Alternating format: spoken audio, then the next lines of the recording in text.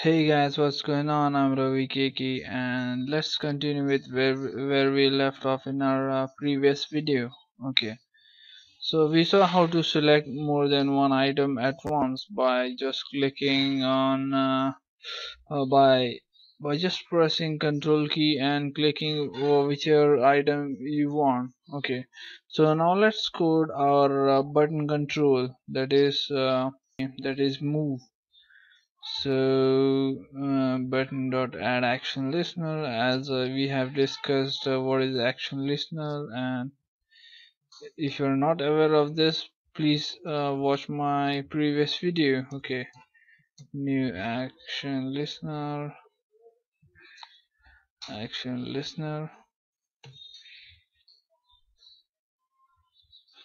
Okay, so just delete this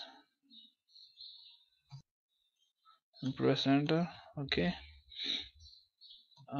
Okay, so if you have selected 3 or 4 values at once, and then how do you handle those values? I mean, how will you take those values and store it in a variable?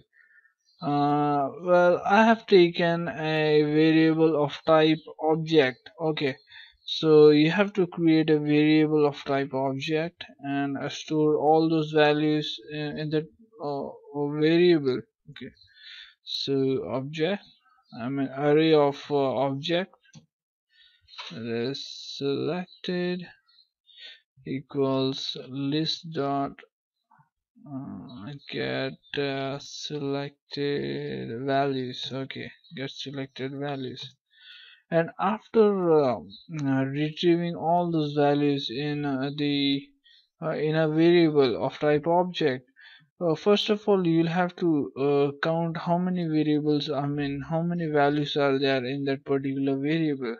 And for that, you'll have to take okay, first of all what we'll do is we'll create a new string. Okay, that is string selected items equals new string. Okay, new string. And now what will be the length of the string? It will be the length of values that are present in this variable. I mean the count of values that are present in this selected variable. And for that, I hope you know we can find it by this way: selected.length. Okay, and we have got the length of that object variable. Okay, after creating a string variable of length, whatever values you have taken, I mean the count 3 or 4. So what we'll do is we'll traverse the whole string variable, and we'll store it in a separate variable. Okay, that is for int. We'll take a for loop to traverse all the values. For I equals 0, I should be less than selected dot length.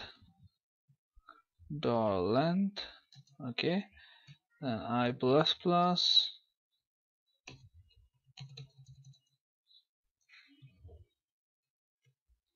Okay, so now what we'll do is we'll retrieve each and every value from this object variable and store it in a string variable. Okay, so we'll do it by this way, that is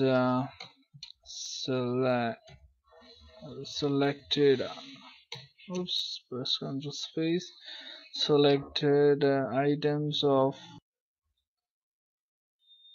I equals selected of I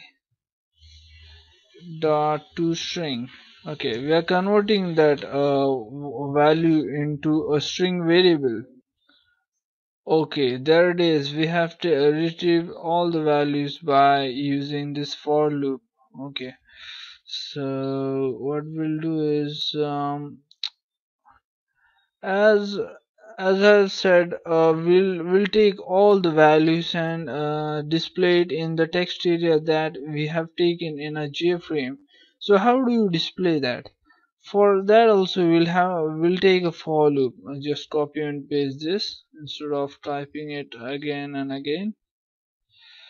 Just copy and paste this and delete this,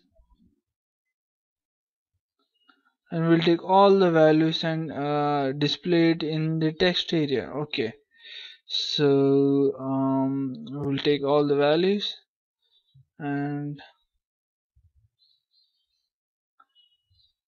okay, text area dot append. After displaying first value, what we want is we want the second value to be displayed in the next line. Okay, so for that we'll have to place a new line character over there, and then appending that to selected item. Okay, selected items of I. Okay, there it is. We have finished writing this code. Now we'll run this code. Okay, so press shift F6 and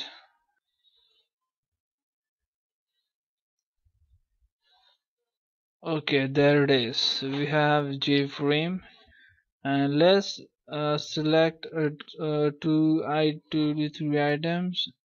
Oops, two, three items. Press move, and there it is. Now look at this: first item, second item, third item. We have got all the items that we have selected, and whenever we click this, all the items were there in this text area. So let's try selecting one item, and yes, there it is, second item. Okay, so this is it with how to code things, how to create a JList by just typing things. And now we'll create a JList by just dragging and dropping the JList control that is present in the JFrame form. Okay, so let's create a JFrame form. Just right click on your package, JFrame form, and name your JFrame form as list form. Okay, so press finish.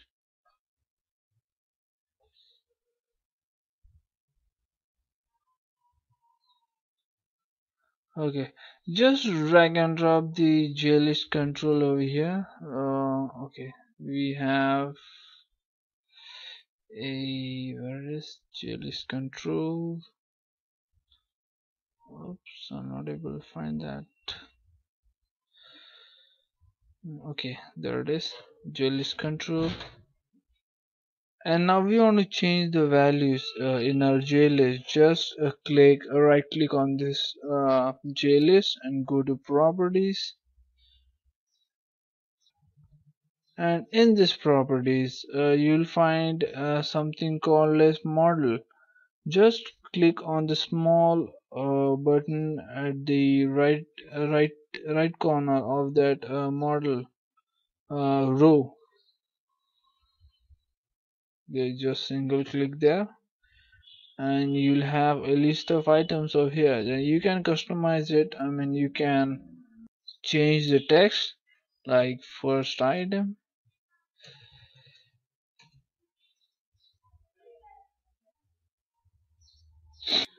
second item. Oops, not second, it's second item. It's third item, and press OK and press close. Okay, there it is. We have three items in our JList. Okay, so similarly, what you can do is you can drag and drop the a text area onto your JFrame and take a button control. Okay, oops, where's the button control? Okay, there it is, button control. And similarly, you can change the values, I mean the text, whatever is displaying in this J button, change the variables of all these three controls. And at the button click event of now just go to events, action performed, and whatever code we have just seen a few minutes ago, you can just copy and paste that as it is. And just make sure all your variable names are correct according to the code that we have written previously. Okay, so the code will run properly. Okay, so that's it for this video, guys. I hope you enjoyed this video and you have learned how to create a JList. Okay, so thanks for watching, and please don't forget to subscribe. And in the next video we'll be discussing how to create a J menu. Okay, the menu item that you see in your Netbeans ID or any application that you use. Okay, so thanks for watching, guys, and see you in the next tutorial.